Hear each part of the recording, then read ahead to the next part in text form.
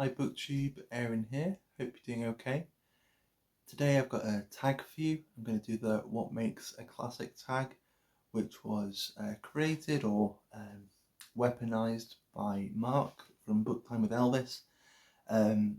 He got these questions for the tag from a publisher, from I think a blog by Macmillan Books, I think, if I'm remembering correctly, all about what makes a classic, and it's got all these questions kind of asking for examples to try and work out what a classic is. So it's very close to a book tag, so he's kind of appropriated the questions in that way.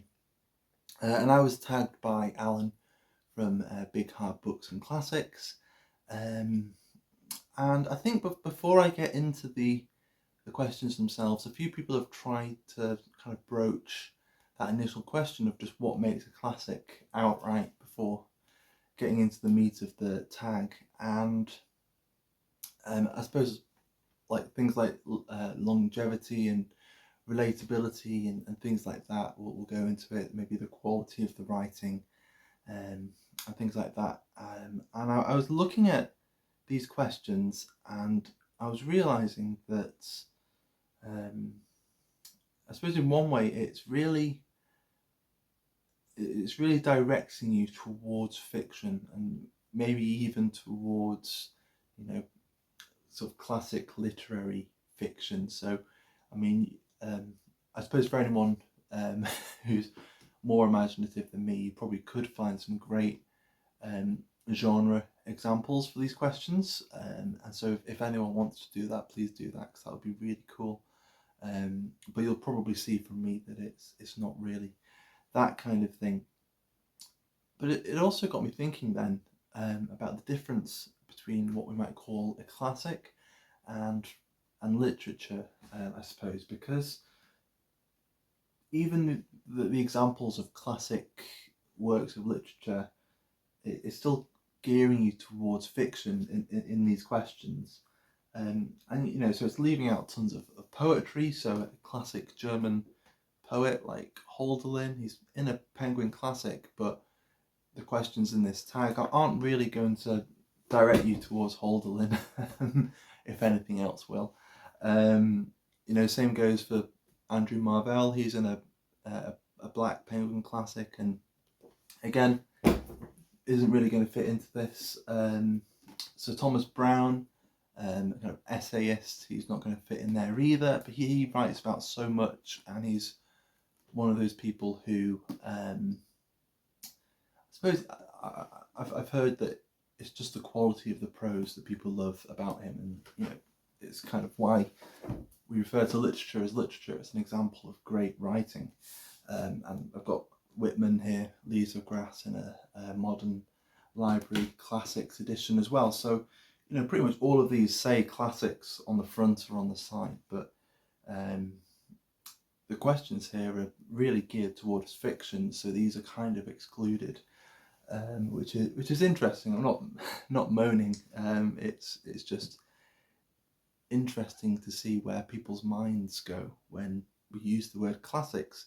But ultimately, for me, I think a classic is kind of like when you think of a 5-star read, if you want to use that kind of language, is a book that just does what it's trying to do or what it's supposed to do really, really well. It's a prime example of, whatever it is, whether it's a society novel or a sci-fi novel or a graphic novel or tentacle fiction or whatever. It's just going to do that thing really, really well. So that's what a classic is for me. But let's see if these questions throw anything else up. So the first question, or the first prompt here, none of these are really questions. The one with a gripping plot and universal themes. So that's maybe something you might think of when you think of a classic work of fiction. And seeing that, I looked at a certain book on my bookshelf, and once I'd seen that book, I couldn't think of any other book. And it's mind-numbingly obvious what book it's going to be. It's War and Peace by Leo Tolstoy, because it just kind of contains all of life in it. I mean, it's called War and Peace, two massive themes, and it's got love, death, money trouble, sickness, moving away from home, friendship, even the way our relationships, people change over time, searching for meaning in a confusing, changing world. What else is going on in that book? There's inferiority complexes, there's Napoleon complexes, and just these great stories of these really, just really charismatic and beautifully drawn characters. So, yeah, for me, it's a novel that's got it all. So it's certainly got a gripping plot, and it just speaks to all of life for me. Number two, the subversive one, and this might be a bit obvious as well, and it's the Bloody Chamber by Angela Carter, and it's reworkings of classic fairy tales, often with a very macabre or a very subversive twist, and I think it's brilliant. And I kind of brought this up as well, because sometimes when we change things, we can do it to be obviously subversive, which is definitely what Angela Carter's doing with these stories here.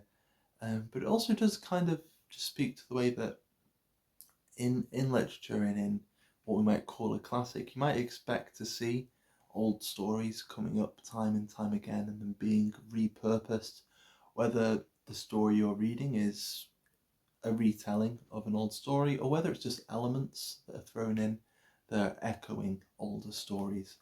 And so I think that speaks a bit to what a classic is as well. So yeah, Bloody Chamber. I saw recently on Goodreads that Katavan, or Katevan, sorry if I'm mispronouncing your name, from Katavan Reads, she has been reading this recently, and so that kind of brought that to mind. I need to do a Angela Carter rereading binge session at some point. Then number three is the one which defines a time and place. I found this initially quite hard because a lot of the ones that in some way you might immediately think of defining a time and a place really don't define one time and one place. They're defining times and places. I suppose maybe where's it gone? A Movable Feast. A Movable Feast by Hemingway, I suppose, is a good example that I didn't really want to talk about that one because it is, I suppose, a little more obvious. But I thought I'd go with Kalevala, which is a really, really old Finnish epic, and it's just a really long epic poem about the heroes and gods of that region. I suppose for a lot of people, when you think of Finland, you probably just rope it in with Scandinavia, and so you just imagine that their mythology is the Norse gods and things like that, and yet Finnish is very much its own thing, and it's got its own stories, and it's I mean, there are certain resonances with some sort of nearby mythologies and cultures, but it is certainly very, very different. And so I suppose it does speak to a certain time and place, even if that's kind of shrouded in kind of mythical mists. But it also kind of recalls a time and place in how it came to us as well. Because it was, I think, in the sort of mid to late 1800s that this guy, Elias Lönnrot, compiled this and wrote it all down. Because until then it was all recited or sung orally and just remembered from generation to generation, and just certain people would remember certain parts. So he had to spend years and years and years travelling around hearing the different sections and fitting it all together and working out how it works. And he had to bridge sections as well. So there are parts in this that are just sort of original sections written by Elias Lonrot, because he saw that there was a gap in the story that needed to be filled in, which might be artificial, but I think he does a very good job, I thought, of making it kind of seamless, and he gets the feeling of the story, and he's kind of joining in, and that's kind of how I saw it. And so it speaks to the time of, that, I suppose, when he was doing that, there was a very deep interest, particularly all over Europe, I suppose, at that time, of compiling folk stories and sort of, all the sort of poems and ballads or whatever it was. I suppose there was a tradition of doing that earlier than that, but there was a particular interest for it at that time, and it plays into that sort of mid to late 19th century kind of nationalistic kind of movement that was sort of spreading through Europe as well. So it kind of speaks into that sort of time and place, if that makes any sense at all. Moving on, number 4, the complex, groundbreaking one. I've got 2 examples for this. The first one is one that maybe doesn't quite fit, I'm not sure. And then the second one, I think, really does go straight into it. The first example I was thinking of was sort of anything by Fernando Pessoa. But I think really he's always, just as a character or as a figure, he's always going to be more complex than the work itself. And I suppose he's just so much more groundbreaking than you expect him to be, if that makes any sense at all. And his influence was very, it wasn't immediately realised, and so that sense of being groundbreaking is kind of subdued somewhat. Although I think he did kind of invent it. I'm not sure if invent is quite the right word, or maybe he sort of channeled postmodernism like during the heyday of modernism. So don't quite know where he fits into that kind of thing. So I went for a steadier answer, and I went with Mrs. Dalloway by Virginia Woolf. And so it is quite complex, kind of maybe deceptively simple. It's quite short. It's just a kind of day in the life kind of thing. But she does manage to weave quite a lot together and make it seem effortless, which again is just breathtaking. And it is just one of those groundbreaking works of fiction, like Ulysses or The Wasteland or anything. I think after this came out, it was a kind of no turning back kind of moment. So I think this is more solidly my example for a work that's complex and groundbreaking. Number 5, the one with archetypical characters. This might have been the one that I found the hardest. Maybe I just have a problem with archetypes. I've kind of been interested in them, and yet I find them incredibly limited and misleading as well.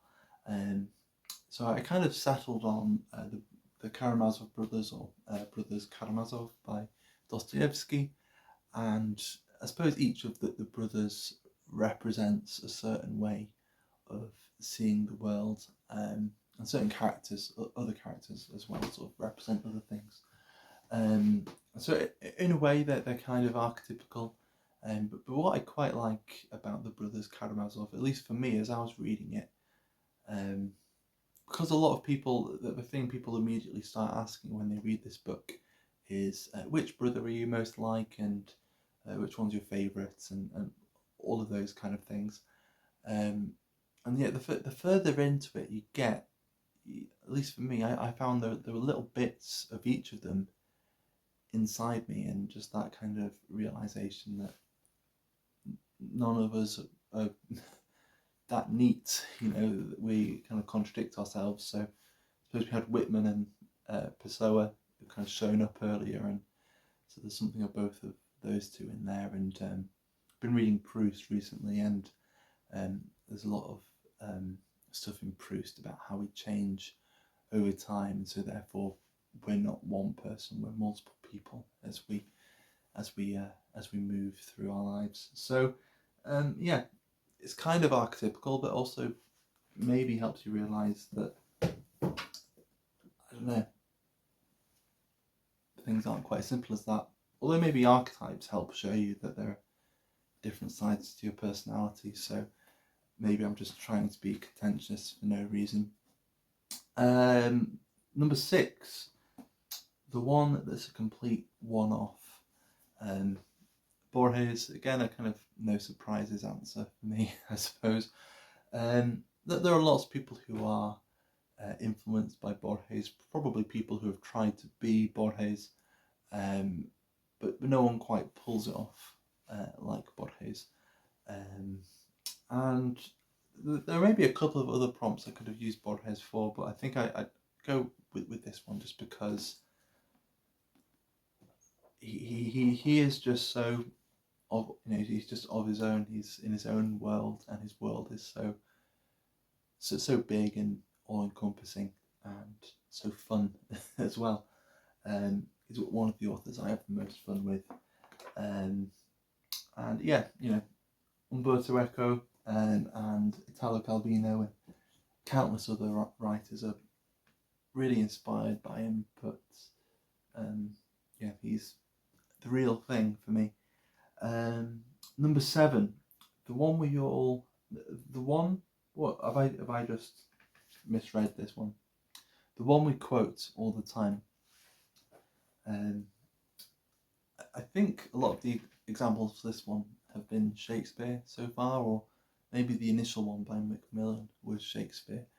So I thought I'd take another step back and choose someone that Shakespeare is inspired by, and someone that Shakespeare quotes or references all the time, and that's the Metamorphoses by Ovid, which I'm still to read, just like Sir Thomas Browne. It's one of those things I've heard a lot about, but I really need to knuckle down and actually read it. But yeah, just countless writers have been inspired by this and have reworked or included elements of these tales of transformation. I mean, it's the story of Philomel is all over the Wasteland by T.S. Eliot, to bring that up again. And there's probably tons more. Narcissus and Echo is one of my favourites, even though I haven't read it, but I like the story. So yeah, I think that's one that's quoted and referenced and just kind of echoed a lot. Let's go back to Echo.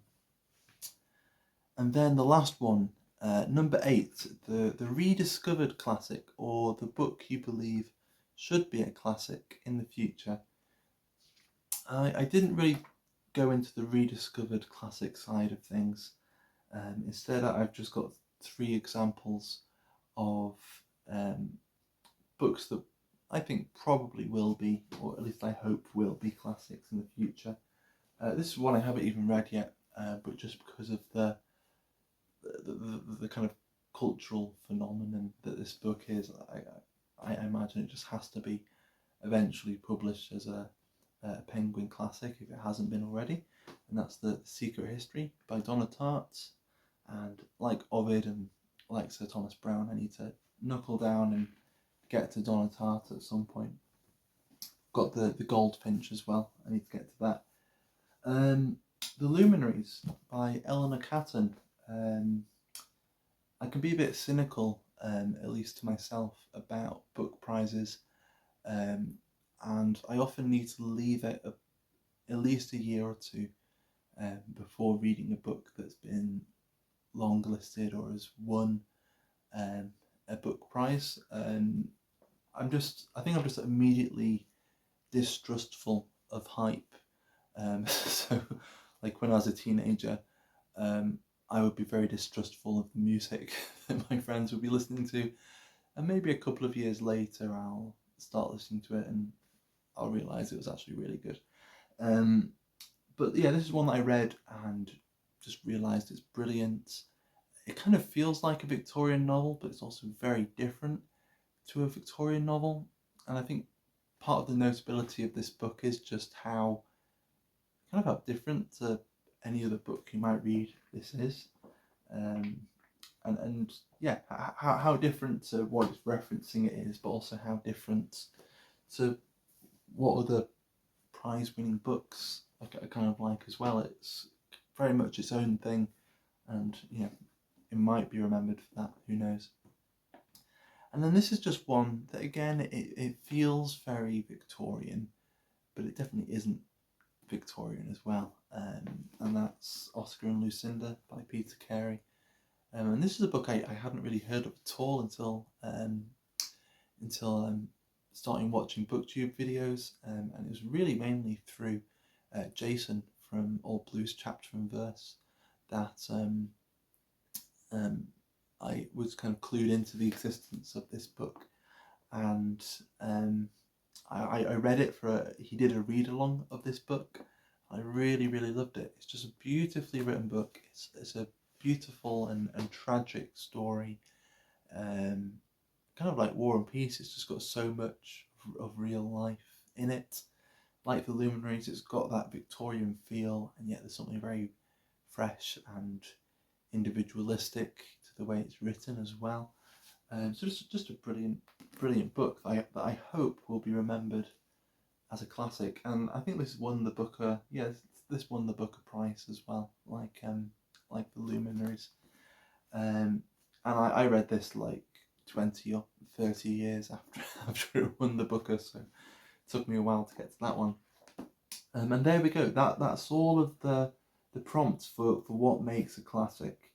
So again, I probably muddied the waters, but it's still just a book that does what it's supposed to do really well. And I kind of informally thought of how to tag people for this one, and I'm going to tag people that some of these books kind of remind me of. So since I've got Oscar and Lucinda in my hands, I will tag Jason from All Blues Chapter and Verse. I don't think I've ever had the honour of tagging Jason. For the Luminaries, I read this with Alan from Big Hard Books and Classics, so he's already done this and tagged me, so I can't tag him. But also Flossie from the Grape Jelly Library, she read this along with us as well. And so if she hasn't done this yet, and if she hasn't been tagged yet, I'll tag Flossie. Let's jump through these. For Borges, I will tag Noah from Everyone Who Reads It Must Converse. I haven't managed to catch one of his lives in a very long time. I don't think I've ever tagged Noah either, so I'll tag Noah. I will tag, let's have a look. I will tag Catavan as well, since Catavan is reading The Bloody Chamber. And then I will also tag, finally, thinking of War and Peace, I will tag Hannah from Hannah's Books, because a while ago she was making her way through War and Peace and was making some brilliant sort of videos on her progress. I don't think she managed to finish it, and I'm sure she'll get back to it if she feels drawn back to it. Yeah, I found what she had to say about War and Peace was just really memorable, and I really enjoyed listening to her talk about it. So I'll tag Hannah as well, and again I'll leave it open as well. So for anyone else, if you want to do it, then please consider yourself tagged, and have fun with it. And just as a quick postscript, I want to tag two more people. I'm going to tag Dia from Novel Idea, because I first discovered her channel while doing a kind of read along of the Brothers Karamazov, and I'll also tag Jason from the channel of A Disappointed Man, because he has often talked about the prose of Sir Thomas Browne, so I'll tag those two people as well. So there we go, that's what makes a classic tag, and thank you Mark for making it, thanks Alan for the tag, and thank you for watching. Bye bye.